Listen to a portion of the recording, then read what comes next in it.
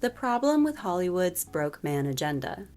Hollywood has told us time and time again that love conquers all and that money can't buy happiness, a hopelessly optimistic outlook on romance and life that ignores the fact that other than cancer and infidelity, money troubles are the leading cause of divorce. For the vast majority of human history, marriage wasn't about love, it was a business arrangement. If a woman was poor, she was a burden to her family, and the best case scenario was to find anyone willing to look after her. Happiness be damned. Not all of us can afford to be romantic. I've no money and no prospects. I'm already a burden to my parents. And I'm frightened. But if she was wealthy, she became a bargaining chip, with her marriage directly impacting not only her social standing and reputation, but that of her family's.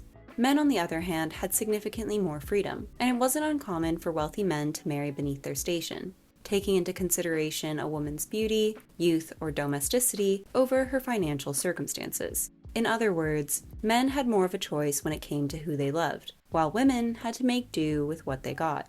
And if I had my own money, which I don't, that money would belong to my husband the moment we got married. So don't sit there and tell me that marriage isn't an economic proposition, because it is. That's why in classic novels like Great Expectations, Pride and Prejudice, Jane Eyre, The Portrait of a Lady, or Vanity Fair, a great deal of emphasis is placed on the importance of marriage and its role in a woman's life. For female authors like Jane Austen or Charlotte Bronte, this harsh reality was something they experienced firsthand, and they knew that marriage could be the difference between comfort and poverty, between respectability and ruin, and between happiness and sorrow. This impacted the direction of stories from the time period, and as a result, the ultimate romantic fantasy wasn't just one where you married well, but one where you could also be rich in love. Because women have historically been at such a disadvantage when it comes to marriage, modern media has glamorized the idea of a wealthy man falling in love with a poor woman. It's aspirational, like a fairy tale. Arthur, Pretty in Pink, Crazy Rich Asians, Mystic Pizza, Coming to America, It Takes Two, the list goes on. These films make it clear that the female characters aren't gold diggers, and they would be just as happy if their suitors were poor as they would if they were rich. Because of this selflessness, she's proven herself worthy of his love, and therefore his money. She gets stability, and he gets loyalty. Everyone wins. However, when a female character is torn between two men of differing means, Hollywood makes it obvious which is the correct choice. Take, for instance, Indecent Proposal, which follows a down-on-their-luck couple who agree to a wealthy stranger's proposition for the wife to spend a night with him.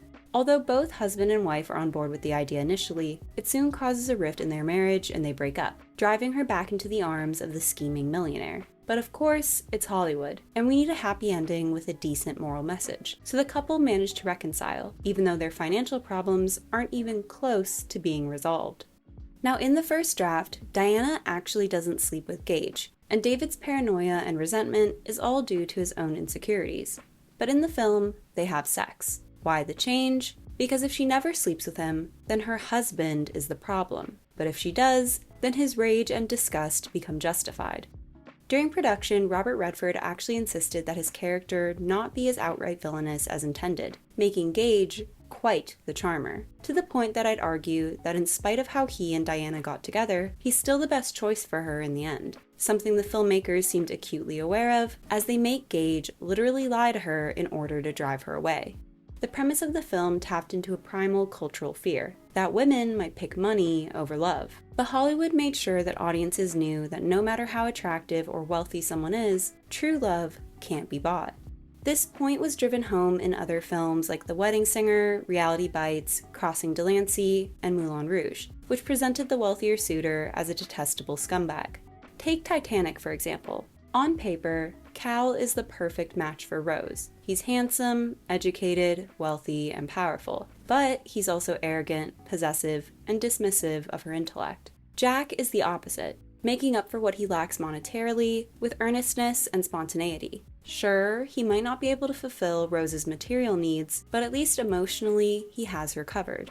In this way, Hollywood tips the scales, no longer asking audiences to weigh love against stability, but kindness against cruelty. By making it clear that a life with this rich man would leave these women unhappy and unfulfilled, there's no sense of what if. And if the female character wants to remain someone to root for, then she has to choose the poorer option, with the film blissfully ignoring any of the hardships that may come along with that decision. Now, there are a handful of instances where the rich guy isn't an outright villain, like Because I Said So, The Princess Diaries 2, The Notebook, Sweet Home Alabama, and The Vow. The wealthy suitor still represents safety and security as he had in the past, but for once, there isn't anything wrong with him. He simply isn't the one, which is reason enough for the female character to choose a precarious future over a stable one. Because he doesn't have any real faults, these films are framed less as rich versus poor and more like predictability versus passion. This makes the romantic outcome a moral test, with her choice of the poorer man showing audiences that she isn't shallow or self-serving. What she cares about most is true love. Guys invented the spark so they could not call and treat you kind of badly and keep you guessing, and then convince you that that anxiety and that fear that just develops naturally in you is actually just a spark. And you guys all buy it, eat it up, and you love it. Hollywood has spent decades rehabilitating financially, physically, and emotionally inadequate men with films like I Love You, Beth Cooper, Knocked Up, Ted, There's Something About Mary, Jeff Who Lives at Home, or the aptly named She's Out of My League. In each, the woman is hotter, smarter, and more successful than the male lead, but his numerous faults are positioned as part of his charm. He's not immature, he's fun. He isn't lazy, he's down on his luck. But after 5, 10, 20 years, is he still going through a rough patch, or is he just a loser? If she asks him to step up, to stop playing video games, and to eat healthier, then she's a controlling bitch. Because in Hollywood, true love means never asking the other person to change, but only if it's a man. Women are expected to compromise, to accept their lovers exactly as they are. Pick love, even if it means sacrificing everything else. Because if she's a real ride or die, then loving him for his potential should be enough. In this way, Hollywood has trained us to equate romantic authenticity with suffering. That's what made the breakup so cathartic to watch, as anyone with a pair of eyes could see that Gary simply wasn't putting the same amount of effort into the relationship as Brooke was. And by choosing herself, instead of continuing to put up with a man who refuses to meet her halfway, she's setting herself up for a better and brighter future. Materialists is the most recent film to spark discourse regarding relationships of convenience and has fully renewed the public's interest in Hollywood's broke man agenda. In the film, Lucy and John are both struggling actors, but their poor finances drive a wedge between them and they eventually break up. Years pass and Lucy starts working for a matchmaking service and begins dating Harry, a charming multimillionaire. Around the same time, she reconnects with John, who despite being 37 years old, is still trying to become an actor. Following problems at work, Lucy reevaluates her relationship with money and decides to give John another chance, with the two even deciding to get married. I give it a year. And to talk about him as in such cruel terms as broke boy or broke man, I think that there is something about that, the classism of that, the kind of like hatred of poverty, hatred of poor people, who's again, it's not their fault that they're poor. I think that that is a very troubling result of the way that the wealthy people have, gotten into our hearts about how it's your fault if you're poor and you're a bad person if you're poor. Director Celine Song wasn't too happy about the criticisms directed towards the film and John's character. And while I agree with some of her points, I don't think Materialists wound up being as successful of a critique on classism as she wanted it to be.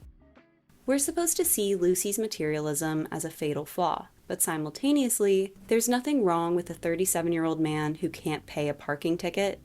At the end of the day, John's problem isn't poverty, it's passivity. Even after he and Lucy break up, he doesn't try to better himself. So when she bumps back into him 5 years later, he's right where she left him, working as a cater waiter.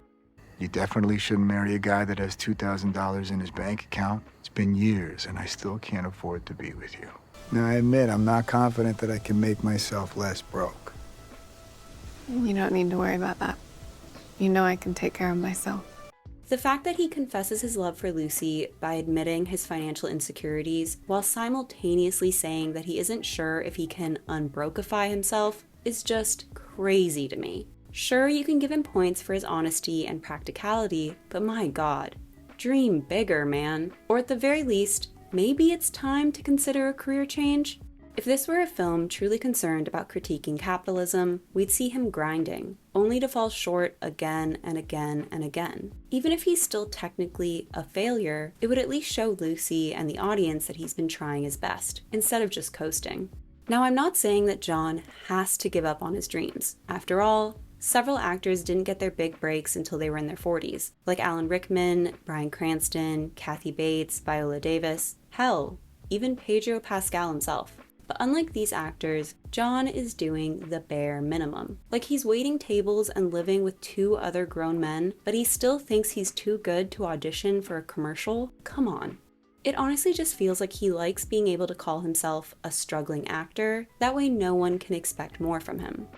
Even with Lucy realizing she doesn't want to be as materialistic as she's been in the past, it doesn't change the fact that she and John have very different goals and worldviews. By putting them back together, they're not growing, they're regressing. And I feel like she could have learned all of these lessons and not run back to the guy she dumped half a decade earlier. John was her past, and he needed to stay there. That's one thing I really enjoyed about La La Land. Even if it wasn't the happily ever after we were all waiting for, it was an important acknowledgement of the reality that even when 2 people love each other, they're not always meant to be together. In order for Sebastian and Mia to achieve their dreams, they had to let each other go. And through this sacrifice, they're able to find fulfillment in other ways. Sure, there will always be the what if, but that doesn't negate what they've accomplished in their time apart from each other. Now, regardless of my issues with John's character in Materialists, I'm not saying that Lucy needed to marry Harry, but I wouldn't have complained either. While it's true that both were focused on what the other could provide in a relationship, they still had potential. The film just refused to acknowledge it, to an almost unbelievable degree.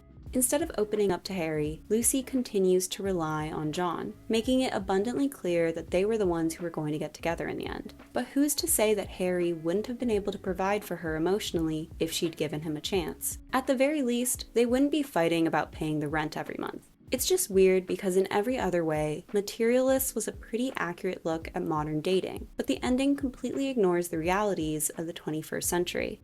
Like all aspects of pop culture, the film industry is heavily influenced by the world around us, and in the 2020s, we've seen a rise in conservative values that have insisted that women's roles are in the home.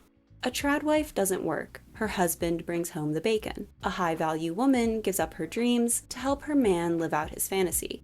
This system may have worked back in the old days, but in the 2020s, a single-income household simply isn't sustainable. Wages haven't kept pace with inflation, housing is unaffordable, and the job market is an absolute mess. While it's true that the average person isn't going to start dating a multimillionaire, I'm not sure why Hollywood is positioning a life of struggle as the dream. Part of me wonders if this direction is a response to the career woman movies of the 2010s, which saw a rise in female characters who didn't have time for romance, like No Strings Attached, The Other Woman, The Ugly Truth, or Morning Glory. Now, in each of these films, they still fall in love anyway, but typically to a man who was her professional equal. Because she didn't need to sacrifice her job or independence to find the man of her dreams, there was a sort of you can have it all message, which couldn't be further from broke man propaganda, which says, you'll never have it all, and you shouldn't expect to. I think Harvey is very good looking. A lot of good that'll do you. He's penniless. So what? Haven't you any romance in your soul?